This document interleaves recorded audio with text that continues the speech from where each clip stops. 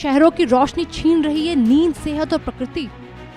क्या आपको पता है कि जिस रोशनी को हम विकास की निशानी समझते हैं, वही अब एक नए प्रदूषण का कारण बनती जा रही है।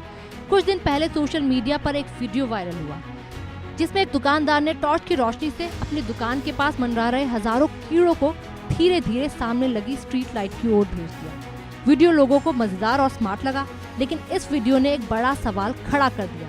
आखिर कीड़े, पक्षी और दूसरे जीव रात में रोशनी की तरफ इतने आकर्षित क्यों हो रहे हैं?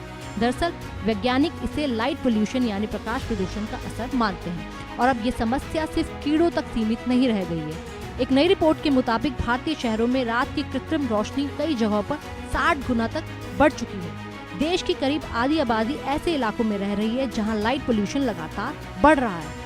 एक समय था जब भारत का अंधेरा प्रकृति का हिस्सा हुआ करता था, लेकिन आज की नई पीढ़ी के लिए तारों भरा आसमान एक दुर्लभ दृश्य बनता जा रहा है। महानगरों में अंधेरा ढूंढना मुश्किल हो गया है। एलईडी लाइटें, हाई मास्ट पोल, विज्ञापन बोर्ड, चमचमाती इमारतें और 24 घंटे जगमगाती सड़कें, इन सब ने रात को भी दिन जैसा बना दिया है। देश की बड़ी आबादी ऐसे इलाकों में रह रही है जहां प्रकाश प्रदूषण तेजी से फैल रहा है। एलईडी लाइट है सामान्य सोडियम लाइट से कई ज्यादा गुना चमकदार।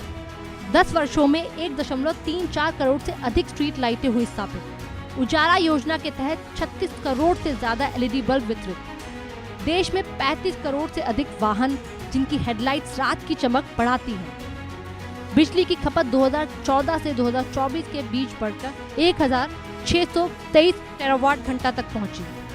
लेकिन ये सिर्फ ज्यादा रोशनी की कहानी नहीं है, ये हमारी सेहत पर मंडराते एक ऐसे खतरे की कहानी है जिसे हम रोज देखते हैं लेकिन पहचान नहीं पाते।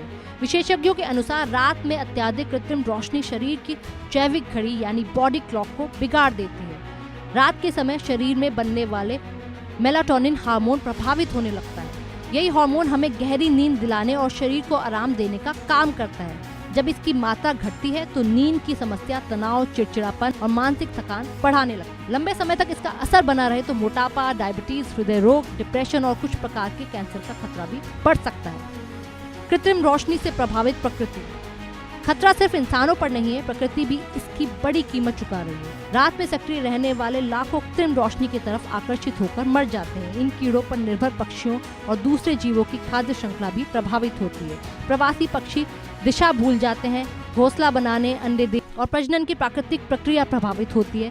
कई पौधों में फूल खिलने और बीज बनने का समय भी बदल रहा है। यानी एक अतिरिक्त बल्ब सिर्फ रोशनी नहीं बढ़ाता, वह पूरे पारिस्थितिकी तंत्र को प्रभावित कर सकता है। इसका एक और गंभीर असर आसमान पर दिखाई देता है। वैज्ञानिक इसे स्काई ग्लो कहते हैं, यानी शहरों के ऊपर बनने वाली कृत्रिम चमक जो तारों की रोशनी को दबा देती है।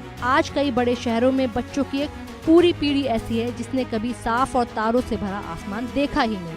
जो दृश्य कभी सामान्य हुआ करता था, वो अब दुर्लभ होता जा रहा है। दुनिया के कई देश इस खतरे को समझ चुके हैं। चेक रिपब्लिक में गलत दिशा में रोशनी फैलाने वाली स्ट्रीट लाइटों पर कार्रवाई का प्रावधान है। फ्रांस में रात के समय गैर जरूरी बाहरी रोशनी बंद करना अनिवार्य किया गया है, जबकि जर्मनी के कई इलाकों में देर रात अत्यधिक तेज रोशनी पर प्रतिबंध लगाए गए हैं। यानी दुनिया समझ रही है कि जरूरत से ज्यादा रोशनी भी प्रदूषण बन सकती है। जरूरत के अनुसार ही रोशनी का उपयोग, नीचे की ओर फोकस वाली स्ट्रीट लाइट, कम नीली रोशनी वाली वार्म एलईडी, आधी रात के बाद गैर जरूरी लाइट बंद, स्मार्ट सेंसर आधारित लाइटिंग सिस्टम। विशेषज्ञ चेतावनी दे रहे हैं कि अगर शहरों की चमक इसी तरह बढ़ती रही तो आने वाले वर्षों में इसका असर सिर्फ पर्यावरण तक सीमित नहीं रहेगा। ये हमारी नींद, मानसिक स्वास्थ्य और जैव विविधता और साथ ही ऊर्जा संसाधनों पर भी भारी पड़ सकता है। यानी विकास की ये चमक कहीं धीरे धीरे हमारे भविष्य पर अंधेरा न डाल दे। हवा का प्रदूषण हमारे फेफड़ों पर असर डालता है, पानी का प्रदूषण हमारे शरीर पर और प्रकाश का प्रदूषण हमारी नींद, सेहत, पर्यावरण और आसमान के तारों पर असर डालता है। विकास की चमक ज़रूरी है, लेकिन अगर वही विकास की चमक अगर आसमान के तारों को निगलने लगे तो चिंता उतनी ही ज़रूरी हो जाती है।